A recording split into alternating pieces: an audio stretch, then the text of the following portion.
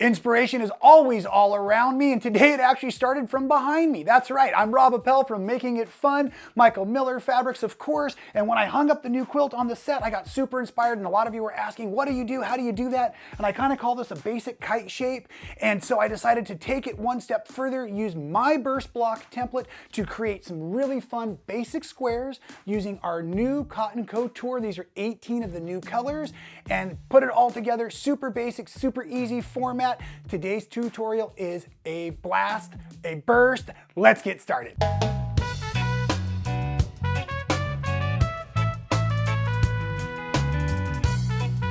That's right, this tutorial, this project is as simple as it looks. You may make it wild and crazy with your color combinations. Remember, I want to base it off of the feel of this quilt, but I did not create this quilt and I did not create this block back here.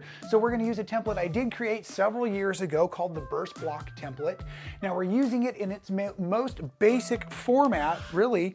It's designed to go on a 10-inch square. So in this basic format, we're basically going to put this kite shape, if we can call it that, throughout the rest of the project in the middle of a 10-inch square. If you don't have the template, please go down to your local quilt shop and ask them if they have it. It's called the burst block template. I have it on my website as well.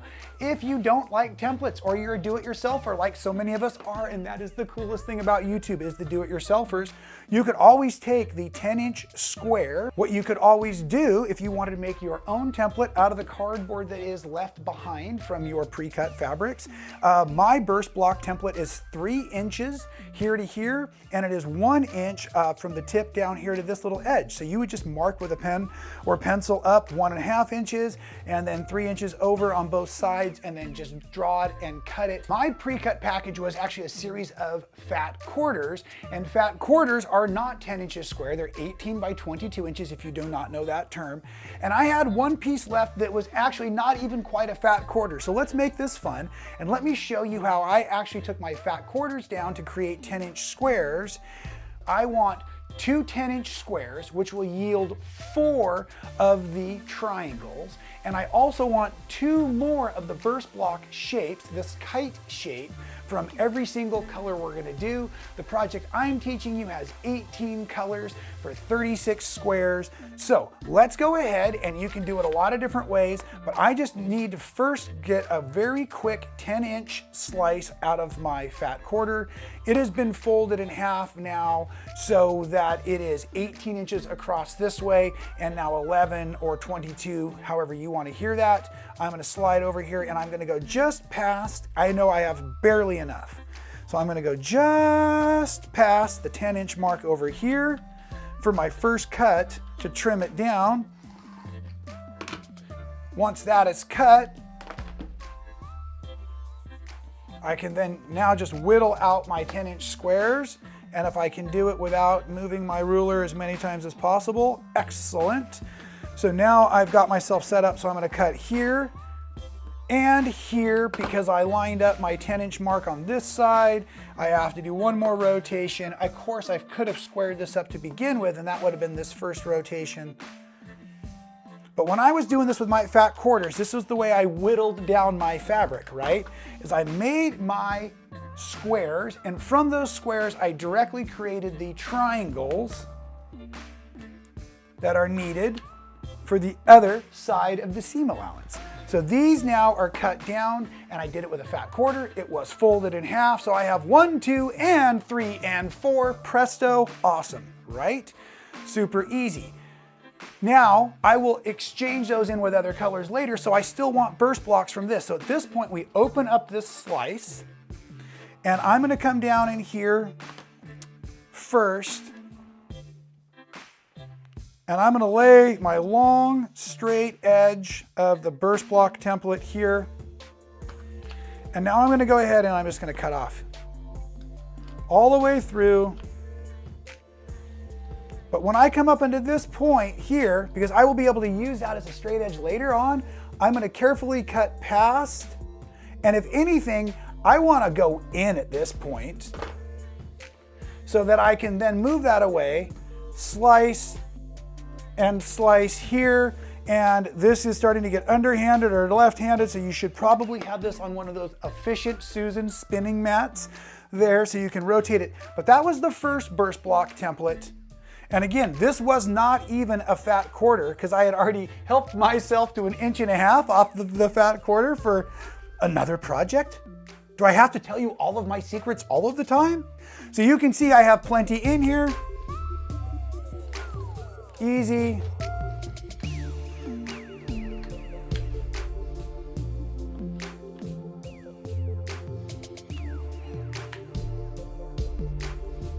Now, I've been assembling the quilt top on my fantastic new Juki J150. That is their industrial sewing machine that is a quilter's dream as well.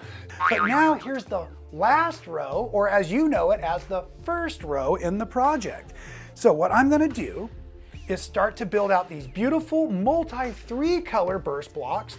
Each square will finish back out at 10 inches, so you can use that for your mathematics. Now, as we get ready to sew our 3 pieces together, we're gonna take this kite shape here and we're gonna take one of the triangles, this little corner down here, not the tippy tip, but the corner of the short end of the kite shape.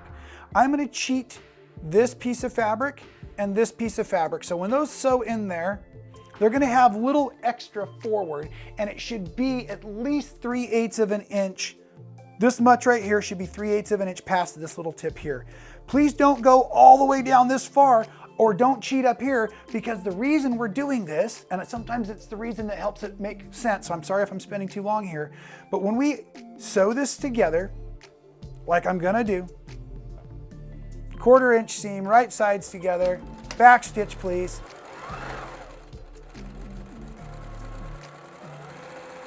And then back stitch again up at this big end, the wide side of the kite. What would happen is if we cheated this edge too far down, when we open this up and prepare to square it off, we won't have enough extra up here and our block will not be 100% complete, okay? Now, I just showed you the first step. Well, you weren't even looking. You weren't even paying attention. Let me do it again. So I have this on here. I'm not even going to the iron yet. I'm gonna sew the other triangle onto the kite shape. Exact same thing, about 3/8 of an extra down here, right sides together, back at the sewing machine. And because we're going to trim this to accuracy, the most important thing is that little measurement there. It is not important if you sew with the kite shape on your feed dogs both times, or it's not important if you sew with the triangles always. The best thing to know is just take a nice slow little pace as you're stitching here. Let it run through nice. After we backstitch, we come off of the machine. Now my trick for pressing is what I like to do is I like to take the wide end of the kite, face it towards myself. Now I'm gonna take my wonderful little iron here and I'm holding up one side. I'm always pressing both seams away from my center. So I'm holding up one side first. I guess it would be the right-hand side because I'm right-handed. Pressing it completely over, which now gives me room to get up in here on the left-hand side, hitting my iron against that seam.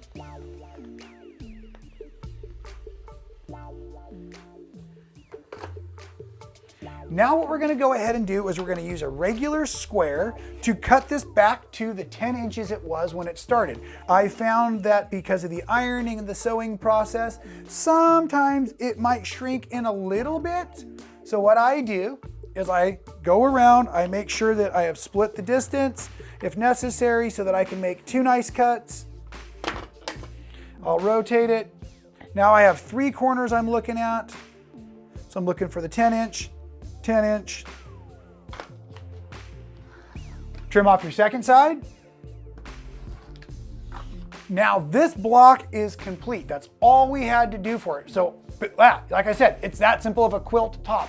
36 of these. The fun comes from how you play within your colors. This ought to prove to be entertaining. I'm going to try to run back and forth between the finished quilt on the design wall and my ideas as I was building it over there on the design floor. Remember, 3 colors per block or square. In my center where I started, I was able, because I have technically 4 of every triangle, I was able to use 4 of this green and 4 of this green triangle to build like a pinwheel design as I went around before I even laid in the kite shapes of the burst block.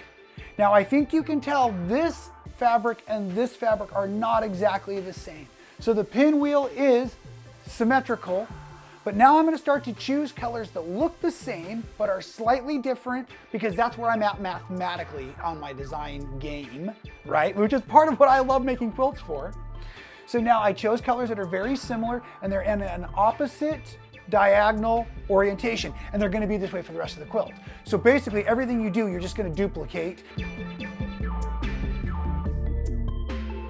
Now I start to go out to the outer edges, and you can see that I have a very similar color in the points as I go around, but they're technically 2 different fabrics still.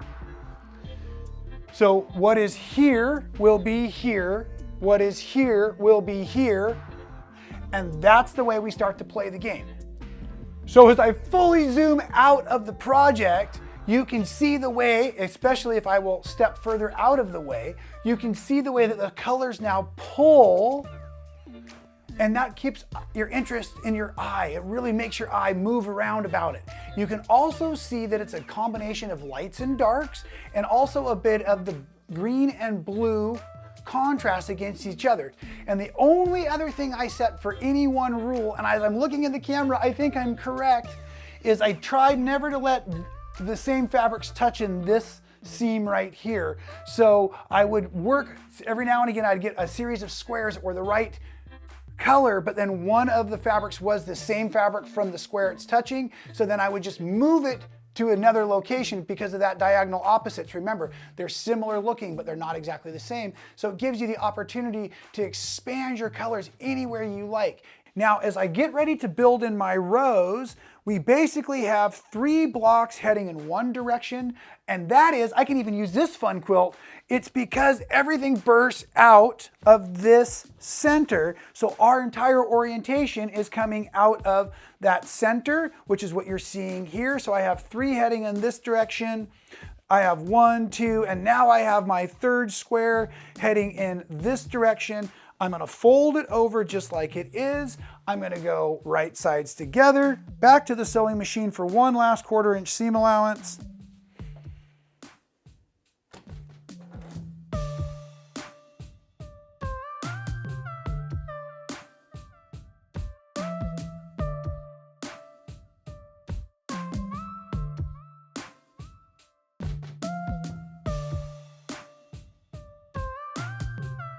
Great idea to backstitch at the beginning and end of each of these seams. When I come back over to my ironing surface, there's always something in the way, of course. 2 things in the way. What I want to do is I want to press these blocks now. Oh, I can actually tell you, I had pressed these blocks this way. So I'm going to do the same thing by holding my finished work, my new piece here, setting the seam, pressing it over.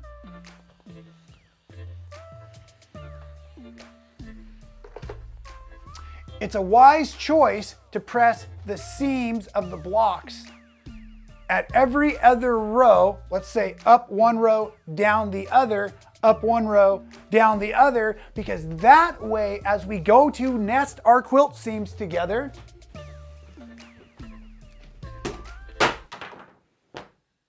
that would have been so cool, but you just knocked Mike off the board. Now you're getting rowdy in here, Rob. You got to slow this down. As we get ready to put, oh yes, it is beautiful. As we get ready to put that last row on, we're gonna put it right up here. So I'm just gonna set this here for us. This is my center. I'm watching my lines radiate out in all directions. I'm gonna fold this over. Now at this point, it is very, very crucial that the weight of the quilt be on the feed dogs and my new piece be the part I'm looking at. So I'm thinking about it. I'm gonna rotate my project this way so that I can begin sewing on these rows. And this is why the nesting of the seams is so important, because at this moment I have 1 block both seams pressed up. The other block, both seams pressed down. And that's gonna be my first, actually, that's not true. That will be my second point that I contact. My first point is gonna be right up here. It's at the top corner, which is a great place to start. So let's do that, let's start. And I'm gonna drop the presser foot. I'm gonna hit a couple of stitches forward, a couple more back to lock that in. And now immediately, I'm grabbing that seam allowance down here, over here at that block 10 inches away. And we're just gonna sew through this.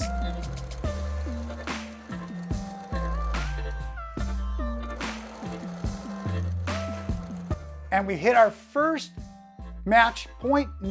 And it's not a necessity. The quilt will keep you warm if they're not perfect. The only place, if you are a points kind of matching kind of quilting person, that it counts at all is at the union of the middle blocks is the only place where the burst block kite shape comes together where accuracy will show. So do pay attention to that a little bit.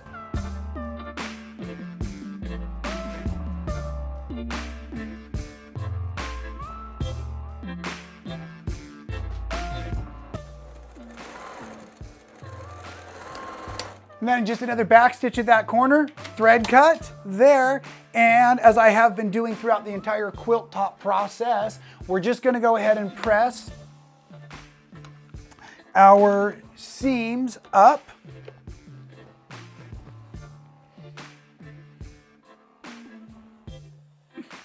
So I wanted to show you the quilt top. Dun da da da, the big reveal moment. Just to review, the project you're looking at over here actually features 18 of the 38 brand new Cotton Couture colors from Michael Miller. That's a bit of a mouthful, but beautiful on the eye. So my goal is to do some similar machine quilting work with the straight or echo line quilting first, but because of the size of my blocks, I want to do some fill in. Some of you remember some of the other tutorials, I had a different quilt on the back wall, and what made it so neat is there was areas where machine quilted heavily and areas that were not machine quilted heavily, and it created additional loft. So I'm going to try to bring some of that mojo into this quilt too. So this tutorial is basically all wrapped up. Of course, I will come back in just a second to show you the finished project like this. And there it is, all finished in its glory. That is right, the basic burst block project has come together beautifully.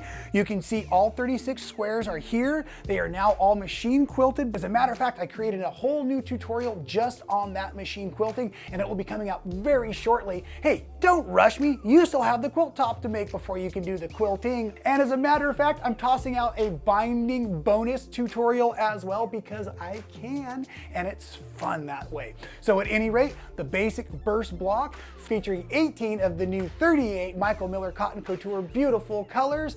I am Rob Appell from Michael Miller Fabrics, making it fun. Please make sure you're subscribed. Hit that little bell if you be notified. I go live all the time, but you're just never gonna know when because I like to keep it fun.